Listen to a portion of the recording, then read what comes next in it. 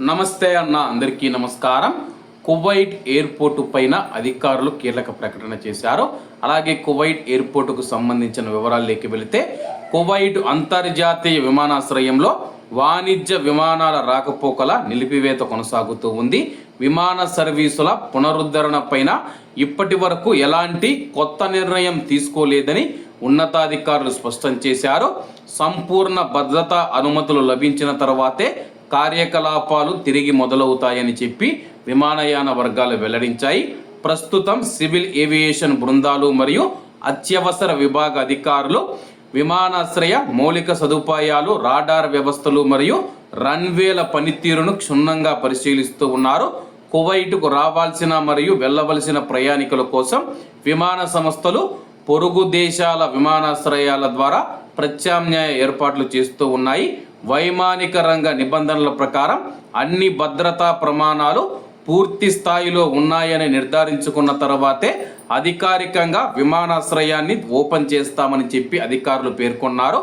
ప్రస్తుతానికి కువైట్ వైమానిక రంగం నిశిత పరిశీలనలో ఉంది.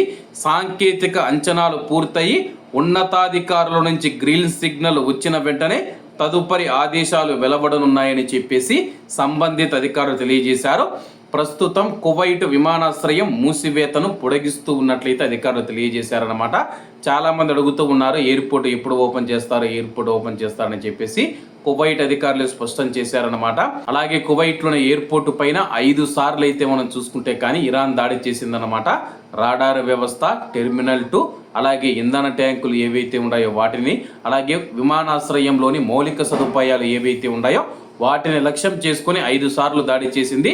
5 సార్ల దాడిలో కువైట్ ఎయిర్పోర్ట్ పూర్తిగా దెబ్బతిందనమాట. ప్రస్తుతం కువైట్ ఎయిర్పోర్ట్లో రిపేరు పనులు జరుగుతూ ఉన్నాయి.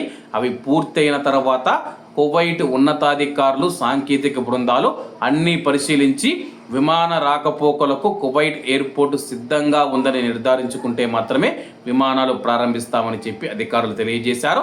కాబట్టి అందరూ బాగుండాలి, అందులో మనం ఉండాలి. అందరికీ నమస్తే అన్న, జై హింద్.